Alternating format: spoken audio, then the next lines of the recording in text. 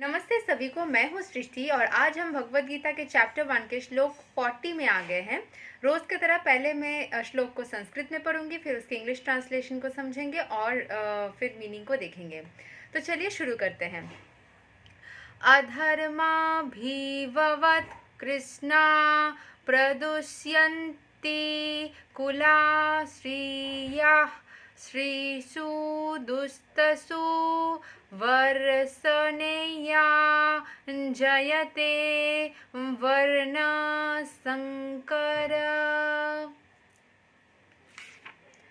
When irreligion is prominent in the family, O Krishna, the women of the family become polluted, and from the degradation of womanhood, O descendant of Vrisni, comes unwanted progeny. तो यहाँ पे क्या बोला जा रहा है कि जो स्पिरिचुअलिटी है ना, स्पिरिचुअलिटी अगर आपके अंदर नहीं रहेगी तो आप गलत दिशा में जाओगे, गलत इमोशंस को अपने अंदर रखोगे।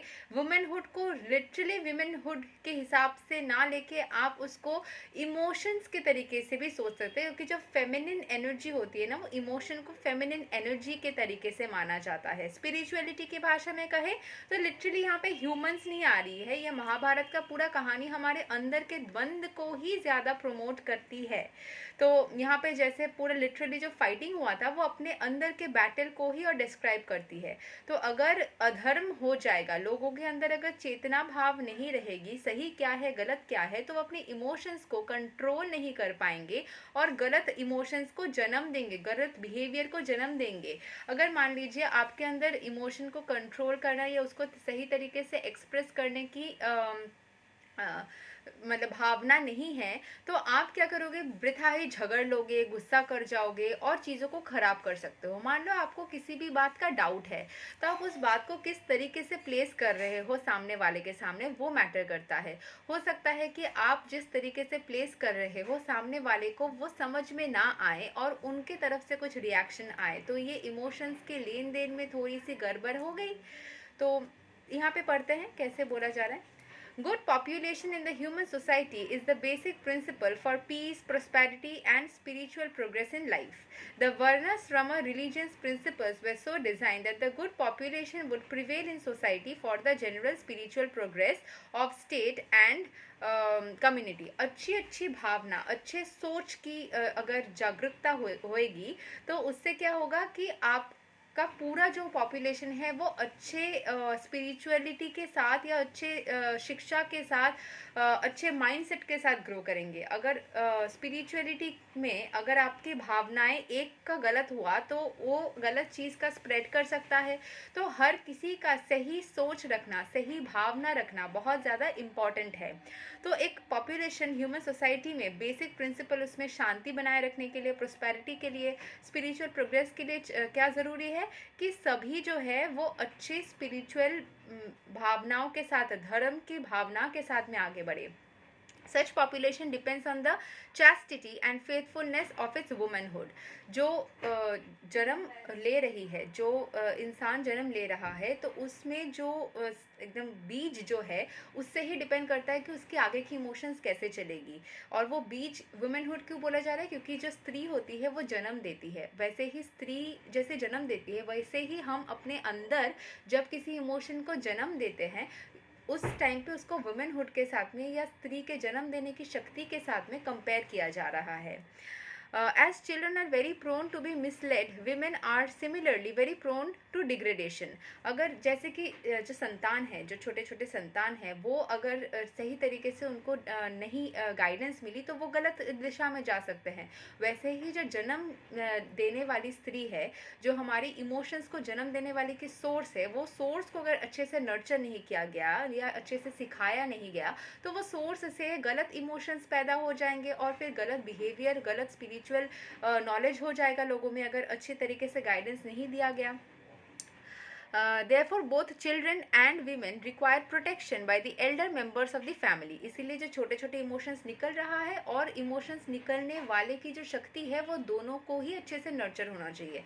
अगर आप में अच्छी बीज को डाला जाएगा तो अपने से अच्छे अच्छे फल निकल के आएंगे.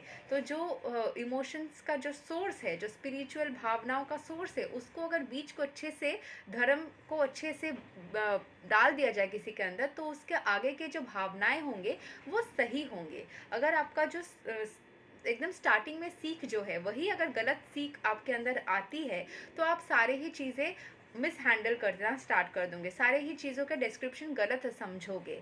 तो स्टार्टिंग वाला जो आपका निकल रहा है इमोशन या निकल रहा है स्पिरिचुअल नॉलेज आपके अंदर से, तो वो बहुत केयरफुली हैंडल करना ज़रूरी हो जाता है. By being engaged in various religious practices, women will not be misled into adultery.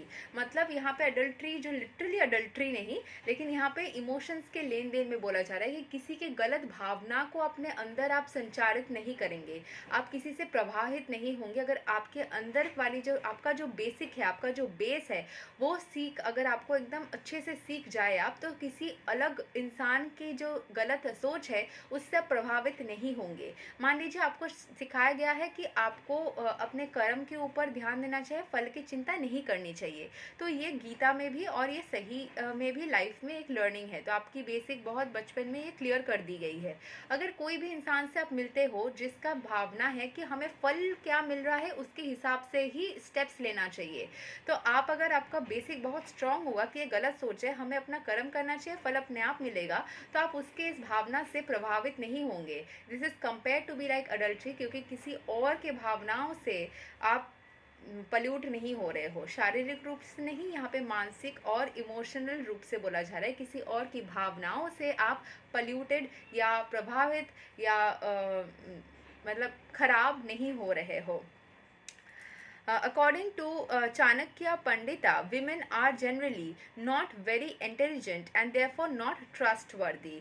मतलब जो यहाँ पे women बोला जा रहा है, लेकिन हमारे जो emotions है वो बहुत जल्दी प्रभावित हो जाता है. हमारे जो source है उसको हम कभी कभी दबा के या अपने तरीके से नहीं रख पाते, किसी और के भावनाओं से हम थोड़ा सा मिक्स हो जाते हैं. ये लोगों में बहुत कॉमन है. जितना भी आपको घर से सिखाया गया हुआ, बाहर जाके बहुत बार ऐसा होता है बहुत किसी लोगों के साथ कि ये थोड़ा सा इमोशन के तरीके से देखा जाए तो हम दूसरे लोगों से प्रभावित हो सकते हैं या हो जाते होंगे, इसीलिए ट्रस्टवर्दी नहीं है बोला जा रहा है.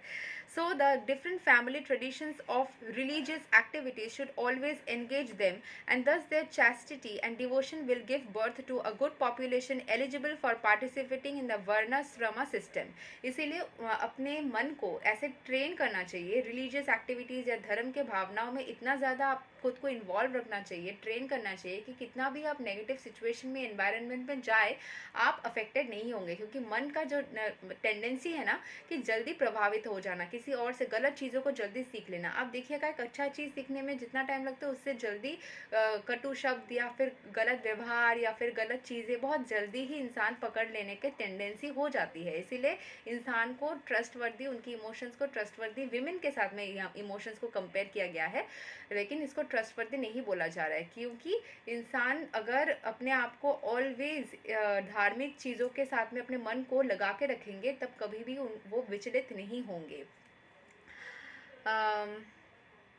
On the failure of such varnasrama dharma, naturally the women become free to act and mix with men, and thus adultery is indulged in the risk of unwanted population.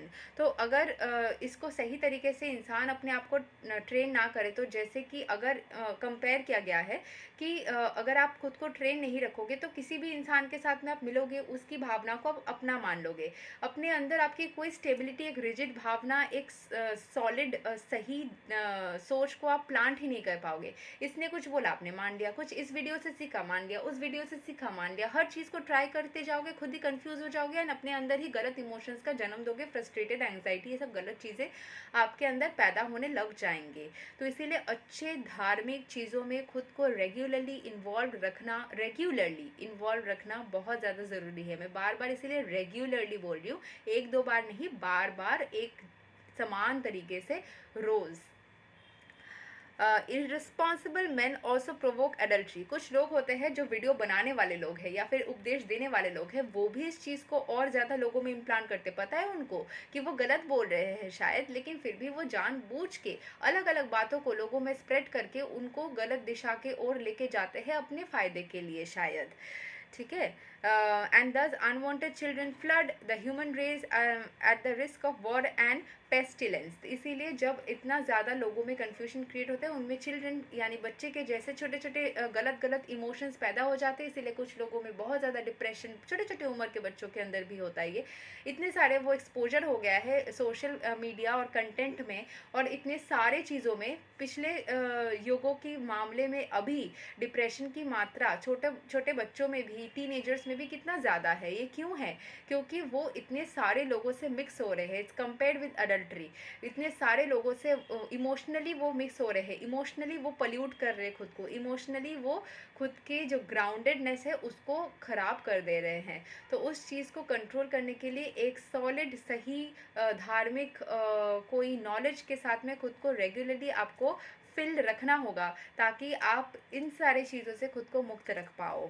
I hope आपको इसका inner meaning समझ में आए। थोड़ा twisted है, women, man, children, इन सब के साथ में थोड़ा सा लगेगा कि थोड़ी ना महिलाएं किसी पुरुष के साथ में बात करेंगी तो बच्चा आ जाएगा या कुछ गलत हो जाएगा। महिला यानी कि यहाँ पे इमोशनल सोर्स, क्योंकि महिला जन्म देती है, इमोशंस हम जन्म देते हैं।